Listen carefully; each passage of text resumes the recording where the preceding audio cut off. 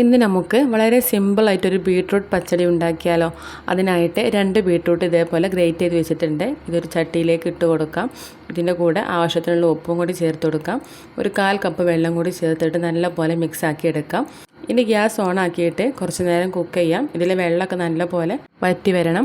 ഇനി ഇതിലേക്ക് ഒരു അരപ്പ് റെഡിയാക്കി എടുക്കാം. അതിനായിട്ട് മിക്സിയുടെ ചെറിയ ജാറിലേക്ക് 1/4 കപ്പ് തേങ്ങയും 1/4 ടീസ്പൂൺ ചെറു ജീരകവും 1/4 ടീസ്പൂൺ കടുകും ഒരു കഷ്ണം ഇഞ്ചിയും കൂടി ചേർത്തിട്ട് നല്ലപോലെ പേസ്റ്റാക്കി അരച്ചെടുക്കാം.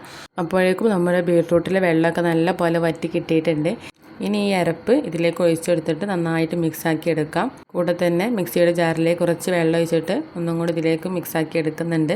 ഇനി ഇത് കുറച്ച് നേരം ഒന്ന് അടച്ച് വെച്ചിട്ട് കുക്കാക്കി എടുക്കാം. ഇനി ഇതിലേക്ക് ഒരു അരപ്പും കൂടി റെഡിയാക്കി എടുക്കണം. അതിനായിട്ട് മിക്സിയുടെ ചെറിയ ജാറിലേക്ക് 1 കപ്പ് തൈര് ഒഴിച്ചെടുക്കാം. ഇതിലേക്ക് എരിവിന് ആവശ്യമുള്ള പച്ചമുളകും കൂടി ചേർത്തിട്ട് അരച്ചെടുത്ത് ബീട്രൂട്ടിലേക്ക് ഒഴിച്ചെടുക്കാം. ഇതൊന്ന് ചൂടായി വരുമ്പോൾ നമുക്ക് ഫ്ലെയിം ഓഫ് ചെയ്യാം. ഇനി ഇതിലേക്കൊരു താളിപ്പ് റെഡിയാക്കാം. അതിനായിട്ട് ചട്ടിയിലേക്ക് കുറച്ച് വെളിച്ചെണ്ണയും 1/2 ടീസ്പൂൺ കടുകും കുറച്ച് വറ്റൽമുളകും കറിവേപ്പിലയും കൂടി ചേർത്തിട്ട് നമ്മുടെ ബീട്രൂട്ട് പച്ചടിയിലേക്ക് ഒഴിച്ചെടുക്കാം. അപ്പോൾ നമ്മുടെ അടിപൊളി ബീട്രൂട്ട് പച്ചടി ഇവിടെ റെഡി ആയിട്ടുണ്ട്.